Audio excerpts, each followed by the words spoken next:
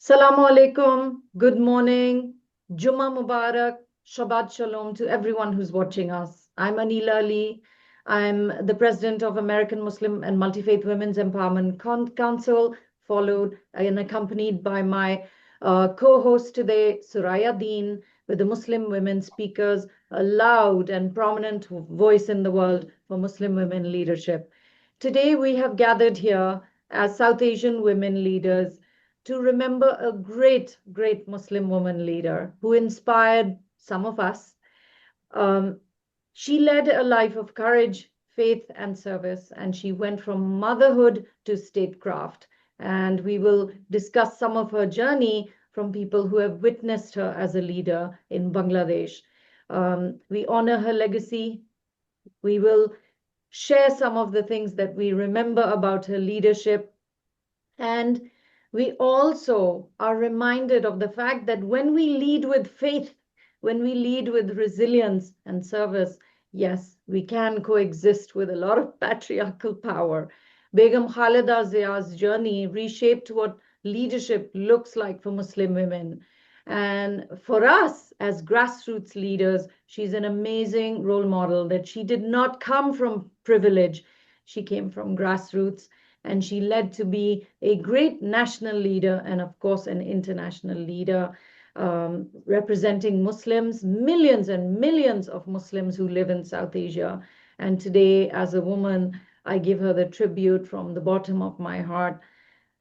She was one of the first women prime ministers in the modern era. And today, my colleagues, Zebun Nisa, Suraya Deen, Farhana Khurshid, and Sitara Nahid, will share what they remember of her legacy, of her era, of her reign, and how she became the most prominent woman in South Asia, one of the most prominent women in South Asia, and became the prime minister, elected prime minister of a Muslim majority country called Bangladesh. So here we go.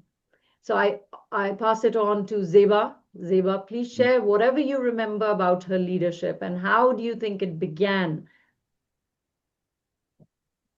Hello, assalamu alaikum, everyone, and thank you, Anila. I want to start with my childhood about our late first female Prime Minister, Begum Khaleda Jia. It was late 80s. There was a whole country asking for democracy. I was a teenager. So I, that time, lived in Dhaka University. So as all the revolution start from Dhaka University in Bangladesh. So I have seen her, very ordinary auntie, motherly looking lady, good looking, beautiful lady, organizing other students from different district. Then that legacy led her. She joined with partnership with another opposition leader, Sheikh Hasina. She later, be partnership led that revolution, and democracy come back after a long time to Bangladesh. So since she become, obviously after Benazir Bhutto, she became first prime minister of Bangladesh. That was a big thing for all over the Southeast Asia. I am talking about 35 years ago, not current days. So that time our culture was totally very much patriarchy. And also one of the things I want to acknowledge about her education sector. She gave the very much priority of education sector. She raised the funding for 60% for education. Primary school is free until 10th grade. Female education become compulsory. And also our initiative about giving the stipend for the secondary, which is a high school, like a 12th grade education for the, especially for the girls. That actually help a lot of family to send their girls to school. I witnessed that. My middle sister also was part of that program. She, like 7 to 11 a month, she teaches the higher secondary school, female college free. So that actually inspired, that was a revolutionary. And one of the remarkable thing about that, that education got high, women coming to the workforce, and that actually stopped the younger age child marriage. So I salute to the lady. She led a lot of good initiative in our country as well as India, Bangladesh, Pakistan, and also remarkable and thank for her politics is because of she was a timid housewife from a military person, later on become a very elegant first lady to look up to for fashion and elegance, and later on she became the first Muslim women prime minister in Bangladesh. Thank you all. Zeba, Well, that's Everyone. awesome. I yes. mean, to think that a Muslim woman comes in, she's a mother, grassroots, and she raises and increases the allocation of resources towards education. It's a dream. It's a dream. And I hope that more leaders do that. And Anila, something really remarkable. I'm from Sri Lanka, but I know Sri Lanka produced the first woman prime minister, Mrs. Sirimavo Bandaranaike. Later, her daughter became the president, Chandrika. But from what Ziba, what you said, something that really resonated with me was she restored parliamentary democracy in 1991 after years of military and authoritarian rule. And she brought it back to a parliamentary democratic system, strengthening civilian governance. Today what we see in Bangladesh is very scary after all this hard work that has happened in 1991. So I want to ask Sitara to give some insights on her leadership and what it means today. What would have been different if she was active today? Thank you. Thank you, everyone.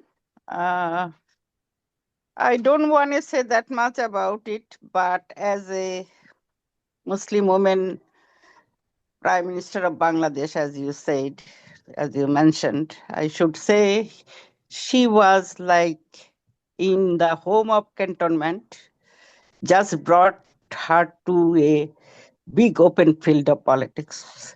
She didn't have any idea of politics, never did politics. He was completely housewife.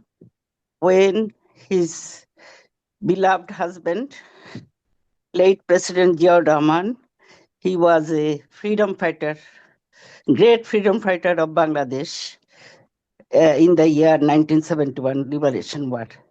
And he made his political party, BNP, Bangladesh National Party, which is called in Bangladesh Jatiyotebadi Dal.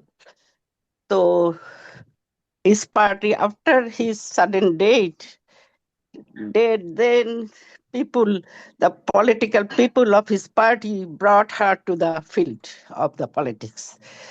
But everybody thought that she's not going to be capable to, carry on this, this position. Is a high risk position, but she made it.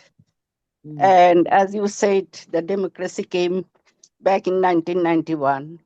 And the way she became a leader is really unbelievable.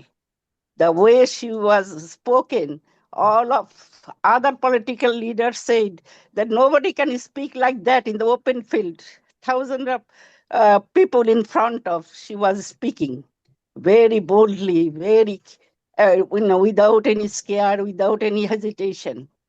So these are, and moreover, she was so pretty. She is the prettiest woman in the, like I said, one of the in the universe. So everybody likes her that time. And the way she handled, and now then then our Prime Minister Sheikh Hasina came. She did the same thing, but she had the political background, of course. But as you said, now I don't know what's going to be happen. Now, no democracy now in the country, and they are going forward to the Muslim extremist I don't know how to solve and how to do, how to. So we are thinking about the fair election in upcoming future election should be, settle down everything. And so every like tension, every chaos going to be better Mm. So to Sitara, coming election. she was prime minister 3 times, right? She Three was times, yeah, popular. from 1991 to 2000. 21 years they were in the power. Wow. 11 years, I think. 11 and 20 years they were in power in 3 times. And Mm. she never defeated. Mm. She never defeated. She used to stand for 3, 4 constitution in the Bangladesh. And she won Mm. every constitution. She Mm. never failed. Yeah. One of the most Even Sheikh controversial. Hasina failed, but she never failed. Wow. So If you can quickly talk to this, Sitara, I know you're Bangladeshi, you run the New England Bangladeshi Foundation, a very successful grassroots organization in Boston, and you're a constant traveler to Bangladesh. There was a controversy and her imprisonment. Was she active in politics even from within the prison walls? reason. She was convicted and in the prison for many years. Did she lead the people? Did she connect with them even from the prison?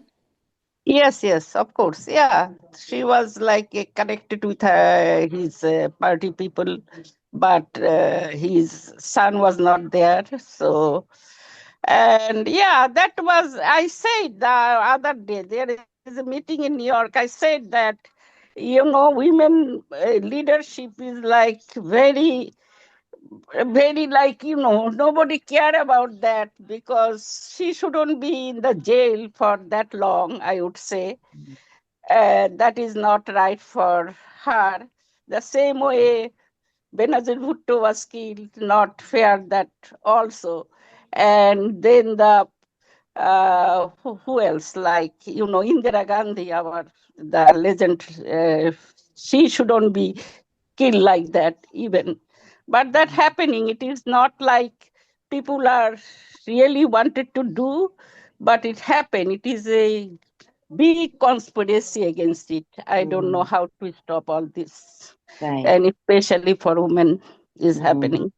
Thank you, Sitara, because we also heard supporters say it was politically motivated, then critics say it was entrenched in corruption. So Yes. there's multiple views on that. Anila, to you, maybe you.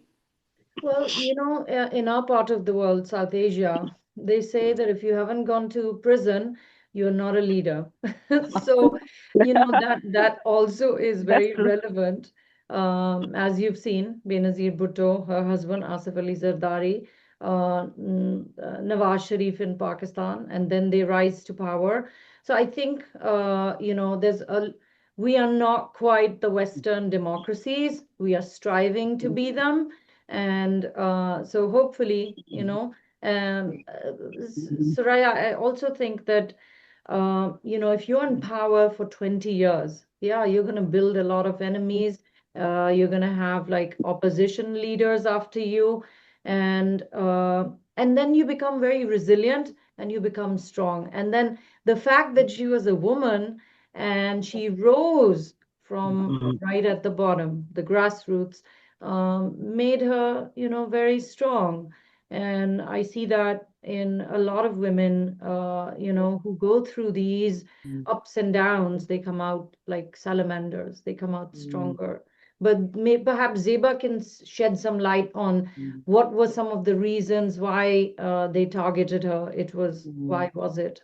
And Anila, if you look at in the current context in the Muslim world, we have dictators, we have kingdoms, and there has been no woman who has been able to stand up to that. So when you talk about Khaleda Zia as Muslim women, we have to be highly inspired by her courage, even though she came to power because of the death of her husband. Don't you think? Absolutely, absolutely. I think she's a role model for all of us. Shall we hear from I- Farhana before we go to Farhana. Zeba next? Yes. Farhana, please, your insights. You are we can't hear you. You're muted, Farhana. You are another. Farhana is a board member of AMMWEC and another powerhouse in the Bangladeshi community, holding the community together, serving the community at the New England Bangladesh Foundation. Farhana, Thank you, your Soraya. insights, please. Thank you, Soraya, and thank you, everyone. I think Khaleda Zia, are South Asian women in general, I would say it's an inspiration to the world because look, we are here. And we don't have any of our sisters from Arab world joining us. So we have it in our blood to speak the truth, stand for justice. And Khaleda Zia's achievements were what paved the way for a lot of women into a different era through education, like we have mentioned, the restoring parliamentary democracy in Bangladesh. And also she introduced VET system. So the whole change of dynamic for women's leadership, I think she put forward. And this is what I want to remember her by. Politics is not easy. It's a dirty game. And as a woman, you take in a lot more because it's always, the odds are always against you. So I, salute her. I salute all the women leaders who has come forward. We have Anila taking all this, she faces every day. We have Suraya, hate messages that we've been reading that she was enduring, but we are still standing. And that's what makes us unique. And like I said, we are South Asian Muslims. We are actually probably pathway to a next movement. I think what you said was so correct, Farhana. As South Asians, we have produced Muslim women leaders. When no other part of the Muslim world have we seen that kind of Muslim women's leadership. And it's a moment for us to strongly reflect and celebrate because Anila always say we are from the Indus Valley civilization. We bring different strengths to the community, to the culture, to the faith. And that's very important for us to honor Khaleda Zia today. Zeba, Anila had a question for you. You want to get to that? Thank you, Suraya. Again, to build a nation, need God's hand. So Bangladesh was independent in 1971, and she became prime minister in 1991. So is a startup nation in 1991 after 20 years of the freedom of Bangladesh. Lots of ups and downs Bangladesh went through that time. She didn't have that kind of mentorship like Benazir Bhutto or Srimati Indira Gandhi. I think God chose her, to lead the country for democracy. And look at her goodbye. More than 10 million people all over the country gather. So I don't want to go there, political, all this problem we go through. Here is the legacy. God led her to become the first female prime minister of Bangladesh without any political mentorship. She was a timid housewife to first lady. And look at her departure. Is a Nobel departure. God bless her with highest place of Jannatul Firdaus. And also I lost my mother last week. So I know we often talk about all the female prime minister, their lifestyle. So both of the lady to be in a Jannatul Firdaus. Amen. Amen. I want to go to Sitara because Sitara, you and I are one of the two seniors in this group to talk about Muslim leadership and women's unity. What are your insights on? There was a big rivalry between Sheikh Hasina and Khaleda Zia that expanded for years. If women can unite, how can we really bridge this divide in a deeply polarized world. And do you think they could have united and they should have united? It's a like very political question. I just don't want to go in like in a open field like this.